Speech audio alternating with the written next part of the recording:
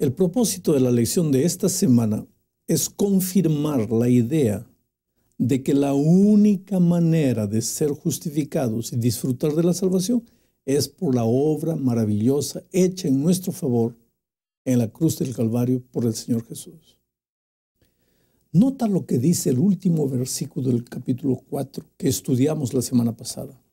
Es el versículo 25 del capítulo 4. Dice: el cual fue entregado por nuestras transgresiones y resucitado para nuestra justificación. La última palabra es la palabra justificación y se enlaza con el primer versículo del capítulo 5 que dice: justificados pues por la fe tenemos paz para con Dios por medio de nuestro Señor Jesucristo. La palabra pues señala que Pablo continúa desarrollando el tema que había estado presentando en el capítulo 4. Hasta aquí, en la epístola a los Romanos, Pablo ha mostrado tres cosas. En primer lugar, en los capítulos 1 al 3, él muestra la necesidad de la justificación. Todos los hombres somos pecadores y culpables ante Dios. En segundo lugar, en el capítulo 3, versículos 24 al 28, Pablo muestra el camino de la justificación. Es solo por la gracia, mediante la fe, basada en la obra redentora de Cristo en la cruz. Y finalmente, en el capítulo 4, él muestra una ilustración de la justificación. Dice que ni siquiera un hombre tan bueno como Abraham fue capaz de ser justificado por sus obras. Ahora, en el capítulo 5, Pablo comienza una nueva sección. Aquí él enseña algunos de los beneficios de la justificación. Mira, la palabra justificación es la dádiva gratuita de Dios y viene en un paquete que el creyente recibe. ¿Y cuándo recibe? En el momento en que acepta a Jesús. En Romanos capítulo 5, Pablo quiere que abramos ese paquete y que veamos algunos de los beneficios y de las bendiciones que hay dentro de ese paquete. ¿Qué beneficios? En el versículo 1, por ejemplo, se afirma que habiendo sido justificados por Dios, tenemos paz. ¿Puede haber un presente más grande que la paz? Un regalo más bonito que la paz. Ahora, mira, Pablo no está hablando aquí de paz exterior, ¿eh? El propio Señor Jesús dijo que en el mundo tendréis aflicción. En este mundo tendremos aflicción. El apóstol Pablo habla de paz interior, de aquel sentimiento placentero que se siente a la hora de dormir, de aquella sensación de que no le debes nada a nadie, de aquella tranquilidad, aún en medio del dolor y de las dificultades. Pero no es solo la paz, sino que en el versículo 2 se dice que al ser justificados también tenemos entrada por la fe a esta gracia en la cual estamos firmes. Entrada. ¿Sabes lo que eso significa? ¿Alguna vez ya te cerraron las puertas de algún lugar? ¿Cómo te sentiste? Da ganas de llorar, ¿no es cierto? Te sientes mal, avergonzado. Quisieras que la tierra te tragara. ¿No es así? Querer entrar y no poder. Bueno, pero Pablo afirma que cuando eres justificado, las puertas de la gracia se abren de par en par. No porque hiciste algo de bueno, sino porque confiaste en el Señor Jesús. Pero estos no son los únicos beneficios de la justificación. Mira, además de tener paz y de tener entrada a la gracia, hay algo más todavía. En los versículos 3, 4 y 5 se dice que justificados nos gloriamos en la tribulación, porque la tribulación produce paciencia y la paciencia prueba y la prueba esperanza. El otro día alguien me preguntó, ¿cómo una persona puede gloriarse en la tribulación?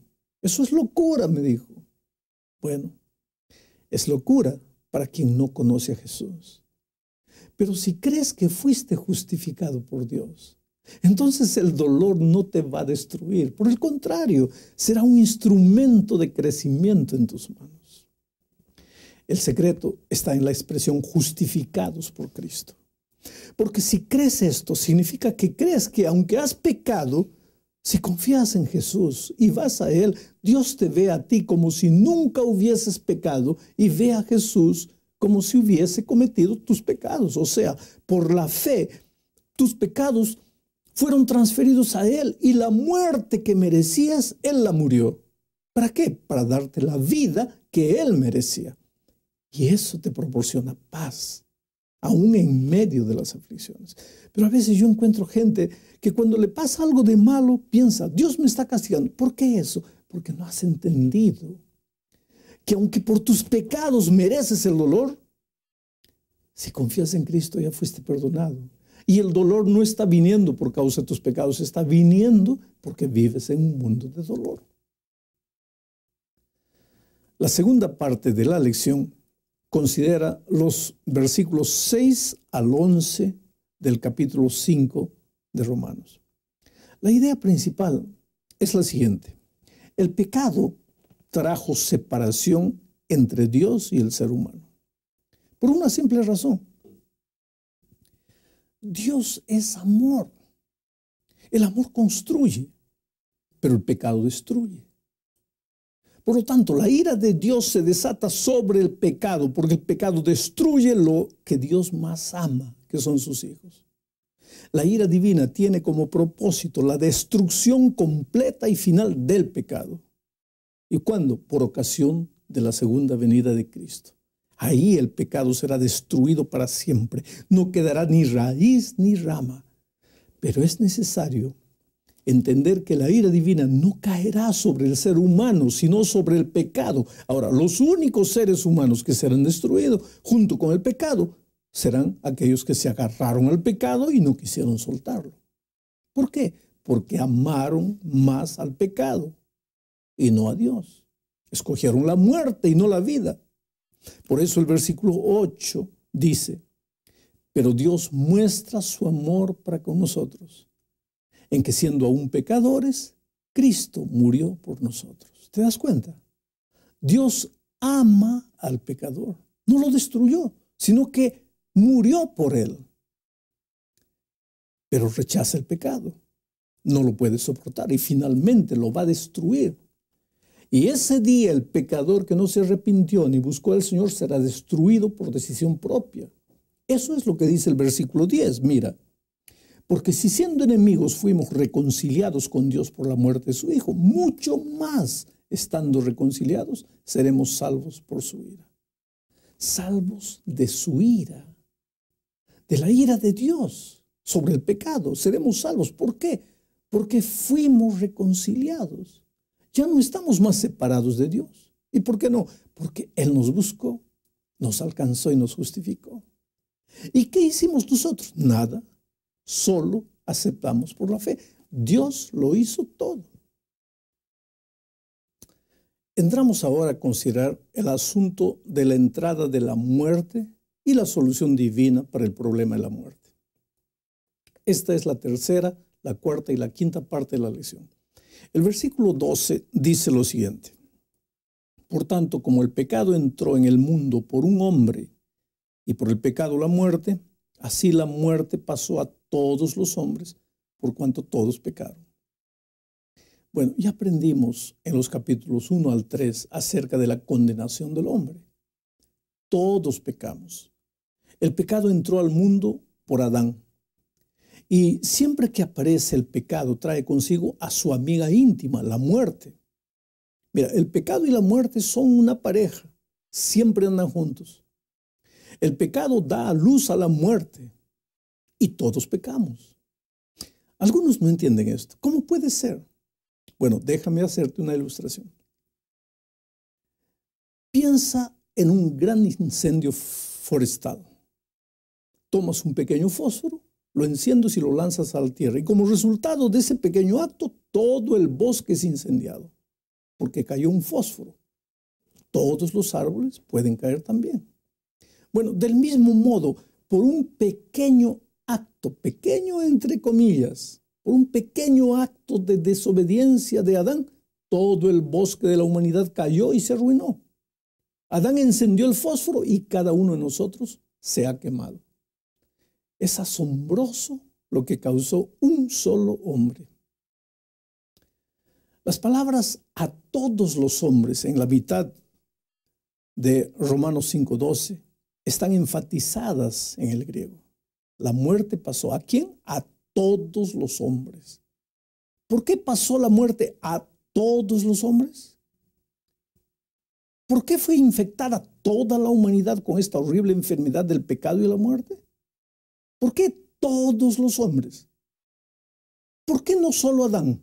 Si él es el que pecó, entonces él y solamente es el que debería morir. ¿Por qué la muerte pasó a todos los hombres? He aquí la respuesta de Dios. Cuando Adán pecó, todos nosotros pecamos. Cuando Adán cayó, caímos todos nosotros. Pero ¿por qué la muerte pasó a todos los hombres? Porque todos pecaron. ¿Cuándo pecaron todos los hombres? Cuando Adán pecó. Adán era nuestro representante. Bueno, pero en Romanos capítulo 3 al 5 aprendimos acerca de la justificación. O sea, el hombre, aunque había pecado, es declarado justo por Dios, basado en la obra de Cristo en la cruz y de acuerdo a las riquezas de la gracia de Dios. Ahora, en Romanos 5, 12 al 21, Pablo compara y contrasta la condenación y la justificación. Nota las palabras de comparación que usa Pablo en esos versículos. Así como, así también, palabras de comparación. Nota también las palabras de contraste. No como y mucho más. Nota también la comparación y el contraste entre dos hombres, Adán y Cristo.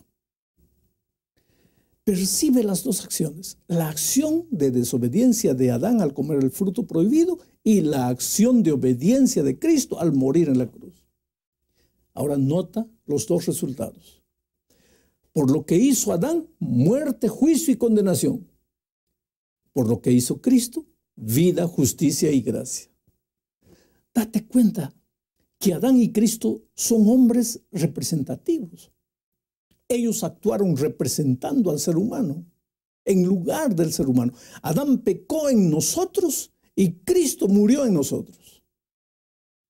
Es muy importante ver nuestra historia en Adán, pero también es importante ver nuestra historia en Cristo. Es importante que entiendas que cuando Adán pecó en el jardín del Edén, tú y yo estábamos allí. En Adán, tú y yo pecamos y morimos. Pero del mismo modo es vital que comprendas que cuando Cristo murió en la cruz del Calvario, tú y yo también estábamos allá. En Él nosotros morimos. El punto principal de los versículos 12 al 20 es el triunfo de la gracia de Dios sobre el pecado. La frase clave es mucho más, entre comillas, mucho más. Si piensas que lo que hizo Adán fue significativo, y claro que lo fue, ¿cuánto más significativo y grande e importante es lo que hizo Cristo? Lo que Cristo hizo superó y sobrepasó en mucho a lo que Adán hizo. A algunos les parece que la falsa doctrina del universalismo está en Romanos 5, 18 y 19.